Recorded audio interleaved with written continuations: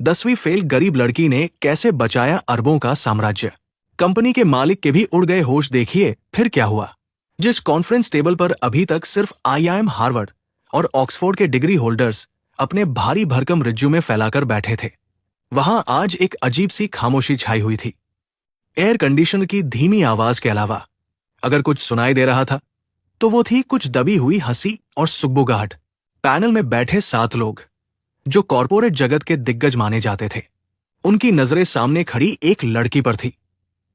उसके कपड़े साधारण थे, एक कुर्ती, कंधे पर एक पुराना सा बैग, चेहरे पर कोई मेकअप नहीं था। एक पैनलिस्ट ने अपना चश्मा उतारते हुए व्यंग्य से कहा, बाहर वेटिंग रूम में एमबीए गोल्ड मेडलिस्ट लाइन में खड़े हैं, जिनके पास तजुर्बा है, डिग्रियां हैं, और आप कह रही है कि आपने 10वीं के बाद पढ़ाई छोड़ दी। सीरियसली, आप यहां जॉब इंटरव्यू के लिए आई है या कोई मजाक चल रहा है? कमरे में ठहाके गूंज उठे। किसी ने कहा, शायद रास्ता भूल गई होगी, तो किसी ने कहा, हिम्मत तो देखो, मार्कशीट खाली है और कंपनी बचाने चली है। लेकिन वो लड़की, उसका नाम था रोशनी, उम्र मुश्किल से 22 साल। वो अपनी जगह से हिली तक नहीं। उसकी आंखों में ना तो अपमान का डर था, ना ही रिजेक्शन की शर्म। उसकी रीढ़ की हड्डी सीधी थी और नजरें बिल्कुल सामने बैठे उस शख्स पर टिकी थी जो इस कमरे का सबसे ताकतवर इंसान था, विक्रम ओबेरॉय। विक्रम ओबेरॉय, देश का जाना माना tycoon, Oberoi tech and retail का मालिक, वो आदमी जिसकी फोटो कभी हर बिजनेस मैगजीन के कवर पर होती थी। लेकिन आज विक्रम की आंखों के नीचे काले घेरे थे। पिछले 2 सालों से उसकी कंपनी, जिसे उसने खून पसीने से बनाया था, ताश के पत्तों की तरह बिखर रही थी। शेयर गिर रहे थे, इन्वेस्टर्स भाग रहे थे और विक्रम रातों को सो नहीं पा रहा था। उसे डर था कि कहीं उसका बनाया हुआ साम्राज्य इतिहास न बन जाए। रोशनी ने गहरी सांस ली और भीड़ के ताने को नजरअंदाज करते हुए सीधे विक्रम से कहा, सर, बाहर बैठे वो डिग्री वाले आपको ये बता सकते हैं कि कंपनी का कैसे गिरी, लेकिन मैं आपको ये बता सकती हूं कि आपका ग्राहक आपकी दुकान से खाली हाथ क्यों लौट रहा है। आप चाहे तो मुझे अभी बाहर निकाल दे, लेकिन याद रखिएगा, डिग्रियां कागज पर होती है और धंधा सड़क पर होता है, और सड़क की समझ मुझे उनसे ज्यादा है। पूरा कमरा सन्न रह गया। Pin drop silence. विक्रम, जो अब तक सिर झुकाए बैठा था, ने अचानक सिर उठाया।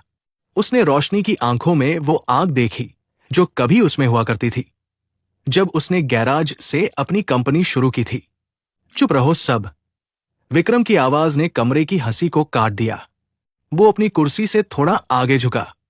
रोशनी, अगर मैं तुम्हें मौका दूं तो तुम क्या करोगी? रोशनी ने बिना पलक झपकाए कहा, मुझे कोई बड़ी पोस्ट नहीं चाहिए, कोई बड़ा केबिन नहीं चाहिए, बस 30 दिन चाहिए और फैसले लेने की आजादी। अगर 30 दिन में मैंने आपकी सेल्स का कांटा ऊपर नहीं किया तो मैं खुद चली जाऊंगी, बिना एक पैसा लिए। ये शर्त नहीं, एक चुनौती थी। और डूबते हुए विक्रम को तिनके का सहारा भी काफी था। लेकिन रोशनी का ये आत्मविश्वास हवा में नहीं बना था। इसके पीछे एक लंबी और दर्दनाक कहानी थी। चलिए थोड़ा पीछे चलते हैं। रोशनी एक छोटे से कस्बे की लड़की थी। पिता एक प्रिंटिंग प्रेस में मामूली कर्मचारी थे। मां घर संभालती थी। जिंदगी कम पैसों में भी खुशहाल थी, जब तक कि वो काली रात नहीं आई। पिता को दिल का दौरा पड़ा। अस्पताल, एम्बुलेंस, आईसीयू, जमा पूंजी पानी की तरह बह गई। डॉक्टर ने कहा, बचा नहीं पाए। उस रात रोशनी के सिर से पिता का साया और घर से आर्थिक सुरक्षा दोनों उठ गए। वो तब 11वीं कक्षा में थी। सामने 2 रास्ते थे, या तो स्कूल की फीस भरे या मां के लिए 2 वक्त की रोटी का इंतजाम करे। रोशनी ने किताबों को अलविदा कह दिया। उसने अपनी स्कूल यूनिफॉर्म तय करके संदूक में रख दी और काम की तलाश में निकल पड़ी। दिन में वो एक कपड़े की दुकान पर सेल्स गर्ल का काम करती, शाम को ट्यूशन पढ़ाती और रात को जब पूरी दुनिया सो जाती तो वो अपने टूटे हुए स्क्रीन वाले स्मार्टफोन पर यूट्यूब खोलकर बैठ जाती। यूट्यूब उसके लिए मनोरंजन नहीं, उसकी यूनिवर्सिटी बन गया था। डाटा पैक बचाने के लिए वो वीडियो डाउनलोड करती और बार बार देखती। बिजनेस कैसे बढ़ाए, ग्राहक से कैसे बात करें, मार्केटिंग के नए तरीके, जीरो बजट ब्रांडिंग। अंग्रेजी कमजोर थी तो उसने सबटाइटल से एक एक शब्द का मतलब समझा उसने अपने ज्ञान का इस्तेमाल अपने मोहल्ले में करना शुरू किया। नुक्कड़ वाले चाचा के समोसे की बिक्री कम हो रही थी। रोशनी ने उनके लिए व्हाट्सएप ग्रुप बनाया, आज का स्पेशल मेन्यू भेजना शुरू किया। देखते ही देखते चाचा की दुकान पर भीड़ लग गई। रोशनी के पास एमबीए की डिग्री नहीं थी, लेकिन उसके पास स्ट्रीट स्मार्टनेस थी। वो जानती थी कि ग्राहक को क्या चाहिए, क्योंकि वो खुद एक आम ग्राहक थी। उधर विक्रम की कंपनी ओबेरॉय सॉल्यूशंस अपनी ही महानता के बोझ तले दब रही थी। वो खुद को प्रीमियम ब्रांड मानते थे। उनका नारा था क्लास अपार्ट, लेकिन हकीकत में वो अपने ग्राहकों से दूर हो चुके थे। प्रोडक्ट महंगे थे, सर्विस खराब थी और घमंड सातवें आसमान पर था। रोशनी का पहला दिन। ऑफिस के कर्मचारियों ने उसे ऐसे देखा जैसे वो कोई एलियन हो। 10वीं फेल कंसल्टेंट, अब ये हमें सिखाएगी? कानाफूसी शुरू हो गई। विक्रम ने कहा, तुम्हारा समय शुरू होता है अब। 30 दिन। रोशनी ने पहले हफ्ते में कोई फाइल नहीं खोली, कोई लैपटॉप नहीं चलाया। वो बस लोगों से मिलती रही। उसने रिसेप्शनिस्ट से पूछा, लोग सबसे ज्यादा किस बात पर चिल्लाते हैं? उसने सिक्योरिटी गार्ड से पूछा, सर, जब ग्राहक बाहर निकलते हैं तो उनके चेहरे पर खुशी होती है या गुस्सा? दूसरे हफ्ते वो ऑफिस से गायब हो गई। वो उन शोरूम्स में गई जहां विक्रम के प्रोडक्ट्स बिकते थे। वहां वो सेल्समैन के बगल में खड़ी होकर सुनती रही। उसने देखा कि एक ग्राहक प्रोडक्ट की कीमत देखकर ही लौट गया। दूसरे ने कहा, इसकी सर्विसिंग के लिए मुझे 10 बार फोन करना पड़ता है, फिर भी कोई नहीं सुनता। रोशनी ने अपनी डायरी में सब नोट किया। उसे बीमारी समझ आ गई थी।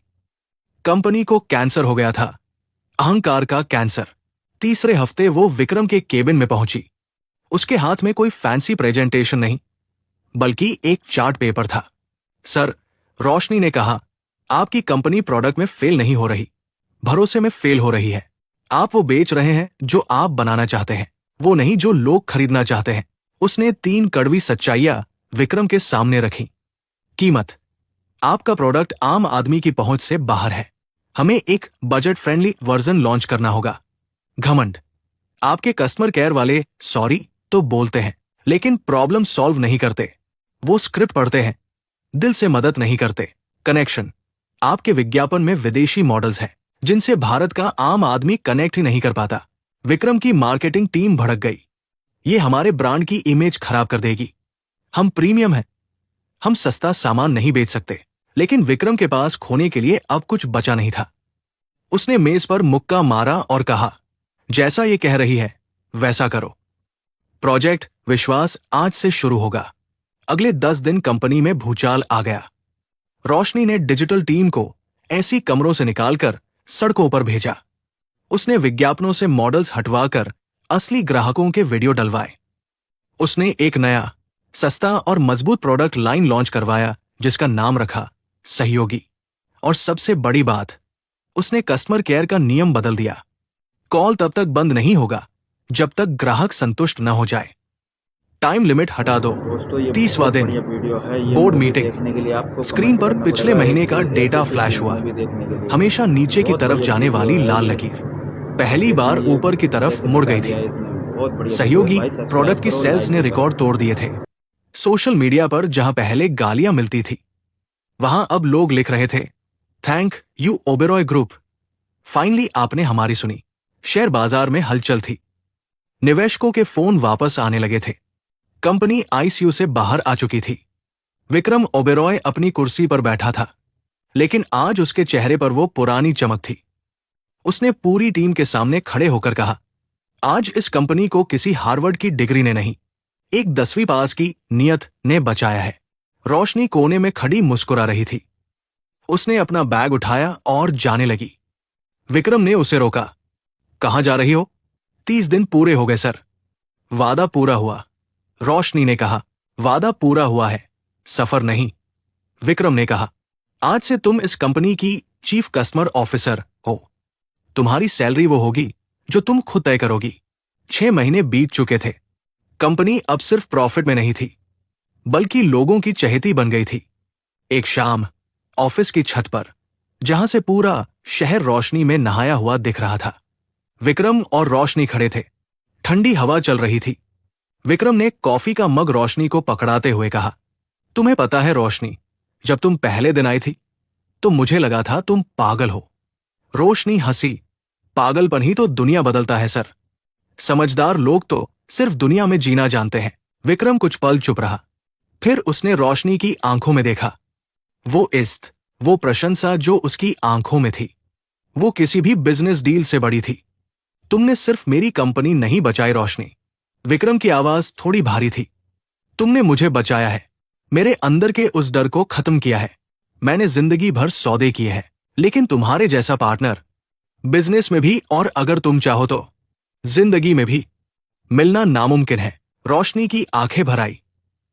उसे वो दिन याद आ गया जब उसे स्कूल से नाम कटने पर रोना आया था। उसे वो रातें याद आई जब वो भूखे पेट सोई थी।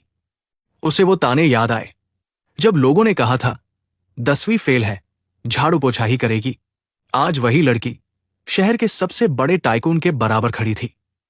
सिर्फ बिजनेस पार्टनर बनकर नहीं, बल्कि उसकी प्रेरणा बनकर। उसने आंसुओं के बीच मुस्कुराते हुए कहा, मुझे लगा था आप सिर्फ प्रॉफिट और लॉस समझते हैं।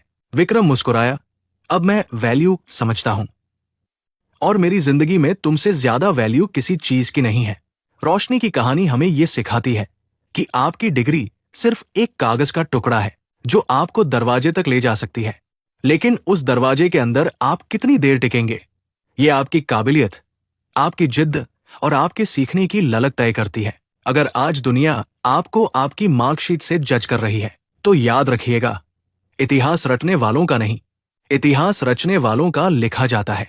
काबिल बनिए, कामयाबी झक मारकर पीछे आएगी। अगर आपको ये कहानी पसंद आई तो लाइक शेयर जरूर कीजिएगा। जय हिंद। दोस्तों, ये बहुत बढ़िया वीडियो है। ये मूवी देखने के लिए आपको कमेंट करना पड़ेगा, एक सी ऐसी मूवी देखने के लिए। बहुत बढ़िया वीडियो है ये। अब देखना ये कैसे बचा लिया है इसने। बहुत बढ़िया वीडियो है भाई। सब्सक्राइब करो, लाइक भी करो। अभी टेंशन में हूँ।